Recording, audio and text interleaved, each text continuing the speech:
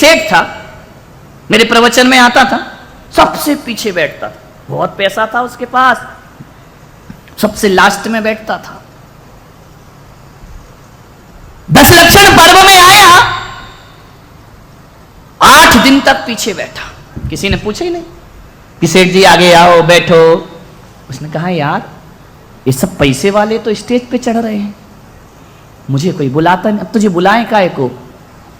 कोई बात, वो तो नियम है भाई, जो जिसमें फूल लगेंगे उसमें ही पानी डालेंगे, जिसमें नागफड़ी को कौन सींचेगा?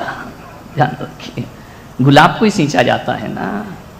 वो आया मेरे पास, बोले महाराज आप भी धनपतियों का सम्मान करते हो, आप भी धनपतियों का नाम लेते हो, गरीबों का तो नाम ही नहीं लेते हो। मैंने कहा नहीं, मैं तो भगवान के अलावा किसी का नाम नहीं लेता ईमानदारी से। बोले नहीं, मंच पे आप बुलाते हो, जो दान करता है उसको माला पहनाते हो, उसके तालियां बजती हैं, उसको मोमेंटो देते हो। मैं 8 दिन हो गए, मुझे नहीं पूछा। मैंने कहा पूछूंगा भी नहीं। तो मैंने कहा सेठ क्या चाहता है? बोले बरसों से मैं इस शहर में हूं, कोई मेरी तरफ देखता भी नहीं है, पीछे बैठा रहता था जहां चप्पलें उतारते हैं। एक दिन उसे ना जाने क्या सनक चढ़ गई, बड़ी ऐसी सनक, 5 लाख की बोली ले ली। अरे पूरा पंडाल मुड़ के देख रहा, ये कंजूस मक्खी चूस। मक्खी चूस यदि बोली भी ले लेना तो लोगों के अंदर यही चलता, क्या मालूम देगा कि नहीं। आज तक जिसने 1 रुपया नहीं दिया है और 5 लाख की बोली, सारा पंडाल पीछे मुड़ के देख रहा है उसको। उसने कहा क्या बात है, आज तो सब मुझे देख रहे हैं, 5 लाख की बोली। बोले आइए सेठ जी आइए, पीछे क्यों बैठे हो, आगे आओ ना। स्टेज पे बुलाया, माला पहनाई फूलों की, तालियां बजी, मोमेंटो दिया, मजा आ गया। आज सेठ ने दान किया, इतना खुश हुआ सेठ। मेरे कमरे में आया, बोले महाराज तुम्हारे यहां भी राजनीति होती है क्या? मैंने कहा क्यों? बोले तुम्हारे यहां भी, मैंने इतने दिन से तो मुझे किसी ने पूछा नहीं, आज बोली ले ली, हजारों लोग मेरे लिए तालियां बजा रहे, सेठ जी सेठ जी सेठ जी सेठ जी। ये राजनीति नहीं है तो क्या है? मैंने कहा पागल है तू, ये राजनीति नहीं, ये महाराजनीति है, ध्यान रखना। राजनीति तो दिल्ली में और गांधीनगर में चला करती है, हमारे पंडाल में तो महाराजनीति चला करती है। बोले महाराज आप भी यही करते हैं क्या? मैंने कहा हाँ मैं भी यही करता हूं। तो बोले तुम में और एक नेता में क्या अंतर है? मैंने कहा बहुत अंतर है मुझ में और नेता में, यहां स्वागत होता है, सत्कार होता है। बोले आज मेरा सत्कार हुआ। मैंने कहा सेठ सत्कार तेरा नहीं हुआ, ना आज हुआ ना कल होगा।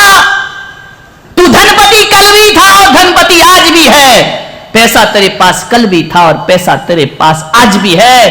कल तक क्या नजारा था, लोग तुझे पलट के नहीं देखते थे, और आज क्या नजारा है, हर कोई जय जिनेंद्र करने को तैयार हो गया है। बोल जितने लोग जय जिनेंद्र कर रहे हैं इनको तू कुछ पैसा देगा क्या? बोले नहीं मैं काहे को दूंगा।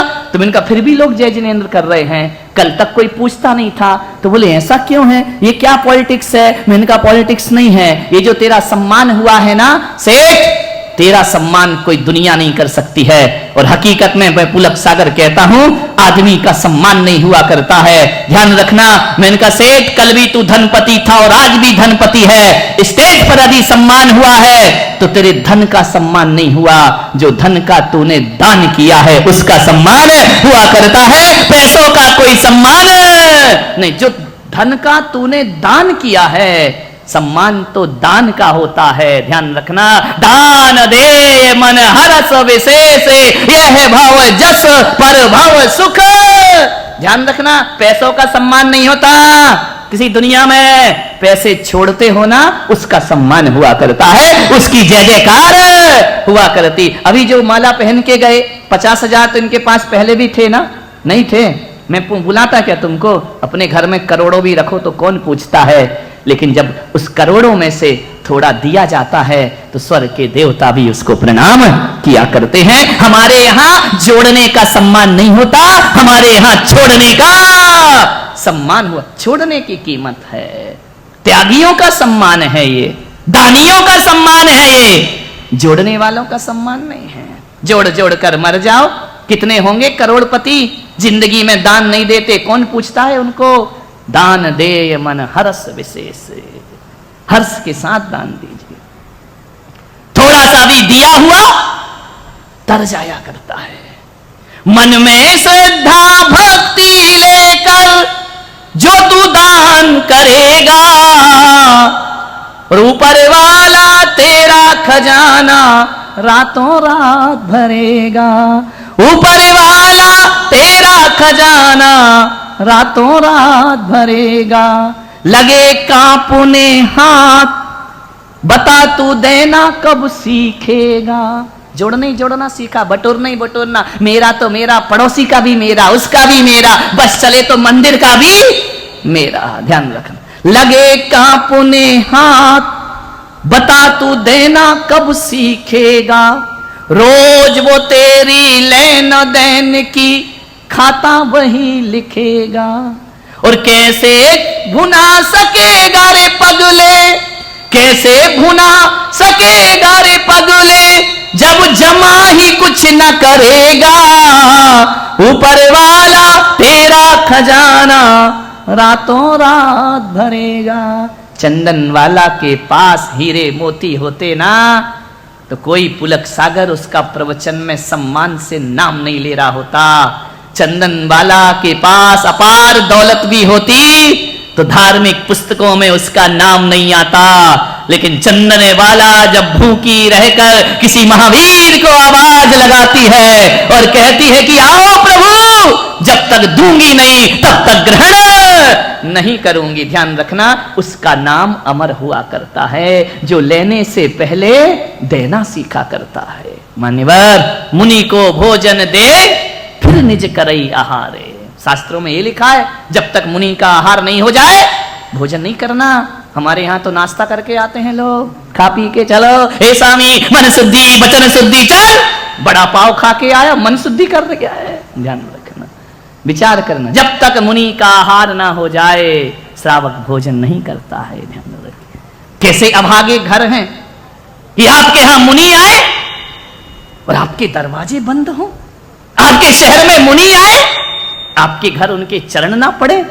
अभागे लोग हुआ करते हैं। ध्यान रखना, संत चरण जहां पड़ जाएं वो घर घर नहीं रहता, वो पूजा का स्थान हो जाया करता है। ध्यान रखिए, वो मंदिर हो जाता है। किस काम की दौलत एक संत की क्षुधा ना मिटा पाए? किस काम का वो पैसा कि एक संत तुम्हारे यहां भोजन को ना आए?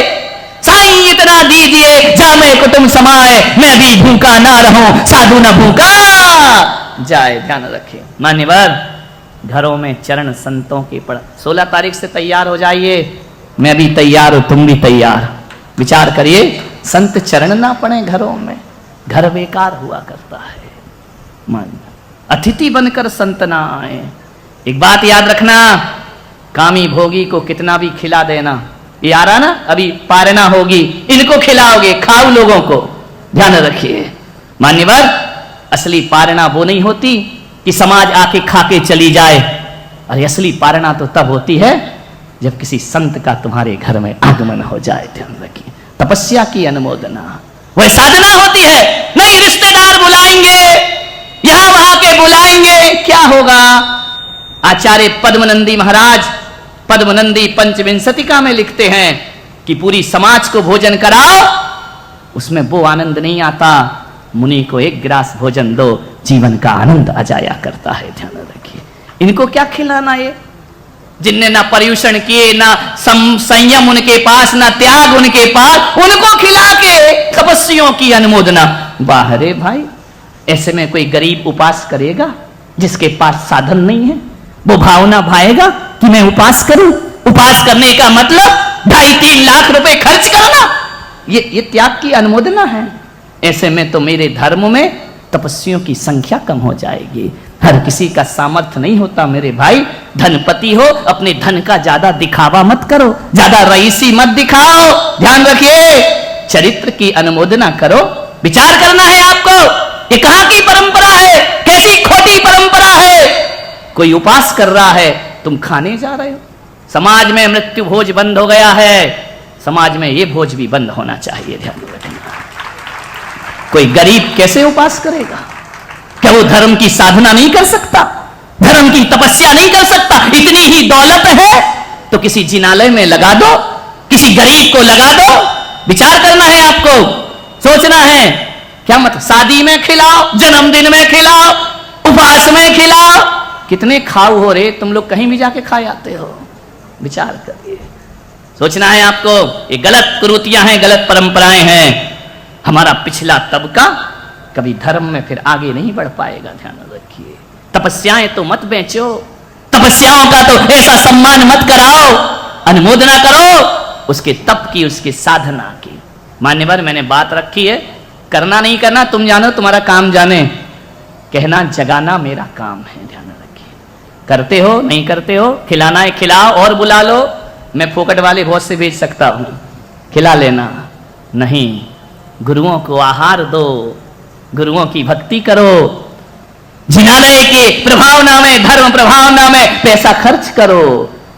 मैंने कहा ना, कामी भोगियों को खिलाओगे तो विष्टा बनेगा, ध्यान रखना, और भगवान को चढ़ाओगे तो पूजा बन करके सामने आ जाएगा, पुण्य बनेगा जीवन का। सोचिए, आज उत्तम त्याग का दिन है। कुछ वनस्पति ऐसी हैं जो अपने फलों को दिखाती हैं, कुछ वनस्पति ऐसी हैं, कुछ ऐसी हैं जो अपने फलों को छिपाती हैं। है ना, दो प्रकार की वनस्पति, दिखाने वाली फल, अनाज, ये अपने फलों को दिखाती हैं। छिपाने वाली जमीकंद, आलू, उसकी वनस्पति उसको छुपा के रखती धरती के अंदर। लहसुन छुपा के रखती है, प्याज छुपा के रखती है, सलजम छुपा के रखती है, गाजर छुप के रहती है। बड़ी मजे की बात है, वनस्पति से शिक्षा लेना। जो अपने फल को दिखाते हैं, लुटाते हैं, उनमें बार बार फल लौट करके आते हैं। एक आम अपने फल देता है, अगले साल फिर फलों से लद जाया करता है। एक अमरूद अपने फल लुटाता है, फिर फलों से लट जाया करता है। एक केला अपने फल लुटाता है, फिर बौर की बौर लटक जाया करती है। आलू छिपाता है, ध्यान रखना, जो लुटाता है वो बार बार हरा होते रहता है, जो छिपाते हैं ना वो जड़ से उखाड़े जाते हैं, ध्यान रखना। आलू को जड़ से उखाड़ा जाता है, प्याज को जड़ से उखाड़ा जाता है, जमीकंद जड़ से उखाड़ी जाती है। जो लुटाते हैं उनके पास लौट लौट करके आते हैं, और जो जोड़ते रहते हैं वो जड़ से उखाड़ दिए जाते। जमीकंद कोई तोड़ता है क्या? उखाड़ते हैं जमीन से। जोड़ जोड़ के मत रखो, डॉक्टर उखाड़ लेगा। जिस दिन एक झटका लगेगा ना, तिजोरी खाली करा लेगा, ध्यान रखना। दामान ले जाएगा, लाओ इधर लाओ, कंवर साहब जय हो तुम्हारी, ध्यान रखिए। ले जाएगा और बुराई करेगा, ध्यान रखना। संत लेगा तो बुराई नहीं करता है। जब संत के आहार होते हैं ना तुम्हारे घर में, वो आहार के बाद भक्ति पढ़ता है, काय उत्सर्ग करता है, सिद्धों की आराधना करता है, और एक ही दुआ करके आता है कि जिसने मेरी साधना की भूख मिटाई है, हे भगवान, इसके घर में अन्न के दाने की कभी कमी नहीं पड़ना चाहिए, ध्यान रखना। इतना बड़ा आशीर्वाद संतों का मिला करता है। आपसे मेरा निवेदन है, दान भोग और नाश, दान करो, भोग करो, नहीं तो नाश ऑटोमेटिक हो जाएगा, करने की जरूरत नहीं, अपने आप बर्बाद हो जाता है। दान भोग और नाश, पहली पीढ़ी धन कमाती है, दूसरी भोगती है, तीसरी बर्बाद कर देती है। इसके लिए जीते हो। 3 पीढ़ी से ज्यादा धन नहीं जाता आगे कभी, तीसरी पीढ़ी में धन बर्बाद हो जाया करता है। जिंदगी को संभाल करके जियो। मान्यवर, आपसे निवेदन करना चाहूंगा, आज उत्तम त्याग का दिन है। त्याग मुनि महाराज करते हैं, दान श्रावक किया करता है। हम दान नहीं कर सकते हैं, हम त्याग कर सकते हैं। तुम त्याग नहीं कर सकते, तुम दान कर सकते हो। दान और त्याग में थोड़ा अंतर है। दान अपनी वस्तु का किया जाता है, दान के लिए पदार्थ होना जरूरी है, त्याग के लिए जरूरी नहीं है, ध्यान रखिए। दान उत्तम से उत्तम वस्तु का किया जाता है, त्याग निकृष्ट चीजों का किया जाता है। कुछ चीजें संसार में ऐसी हैं जिनका केवल दान होता है, उनका त्याग नहीं हो सकता है। कुछ चीजें संसार में ऐसी हैं जिनका केवल त्याग हो सकता है, उनका दान नहीं हो सकता है। और कुछ चीजें संसार में ऐसी हैं जिनका त्याग भी हो सकता है, उनका दान भी हो सकता है। हैं कौन सी चीजें मालूम है? जिसका त्याग हो पर दान नहीं कर सकते। क्रोध का क्या करते हो? दान या त्याग? बोलो। मान का? किसी को बोला मेरा थोड़ा सा क्रोध तुझे दान में देता हूं, दे सकता है क्या कोई?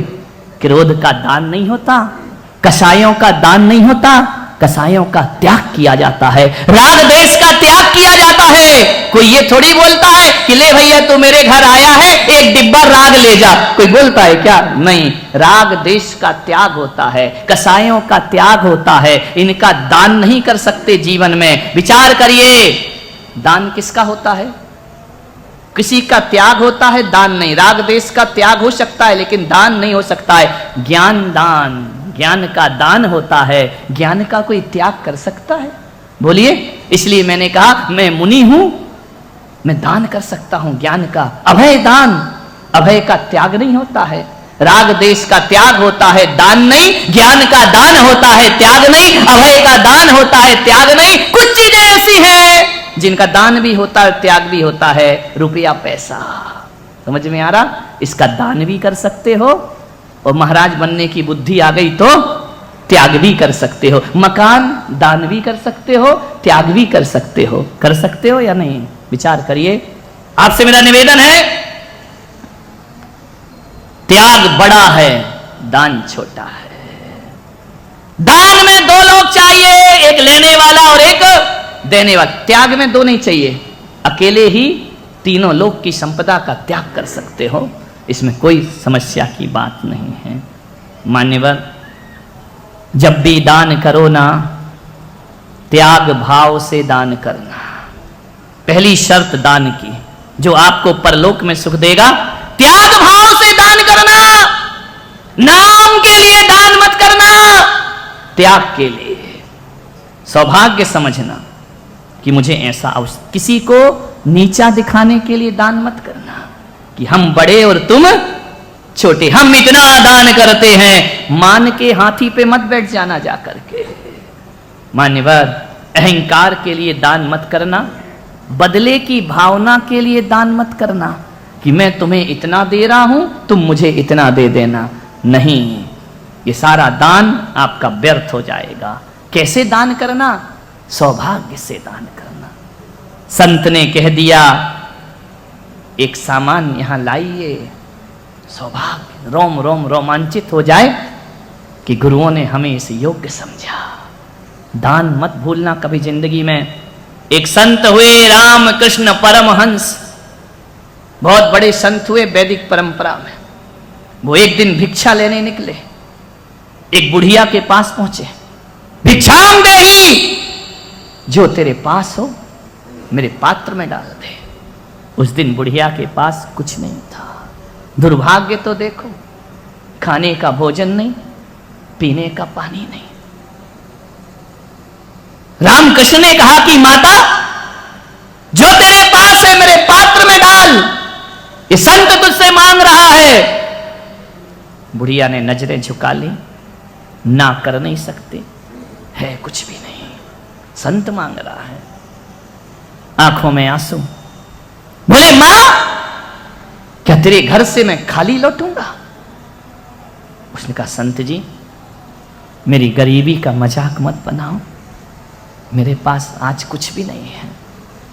रोटी भी होती तो मैं तुम्हें दे देती, आज मेरे पास कुछ भी नहीं है। संत ने कहा मां ऐसा मत बोल, जो है दे। अंदर गई रसोई में, सब डिब्बे खाली पड़े, सब बर्तन खाली पड़े, क्या दे दूं मैं तुमको? रामकृष्ण ने कहा मां खाली नहीं जाऊंगा, कुछ तो चाहिए। सोच में पड़ गई वो बुढ़िया। संत रामकृष्ण ने कहा मां, जिस आंगन में तू खड़ी है उसकी धूल मेरे पात्र में डाल दे। बुढ़िया ने कहा संत जी, ये कैसा मजाक है? धूल तेरे पात्र में डाल दो, क्या करोगे धूल का? संत ने कहा माता, मैं क्या करूंगा ये सोचना दानी का काम नहीं है। दानी का काम तो देना होता है। यदि मैं दुरुपयोग करूंगा तो मुझे सजा मिलेगी, तुझे मिलने वाली नहीं है। ये मिट्टी मुझे दे दे। मिट्टी कैसे दे दूं? रामकृष्ण परमहंस ने कहा कि मां, मैं जानता हूं कि मिट्टी मेरे किसी काम ना आएगी, लेकिन यदि तूने एक मुट्ठी राख मेरे पात्र में डाल दी, ये तेरे बहुत काम आएगी। बोले क्या काम आएगी?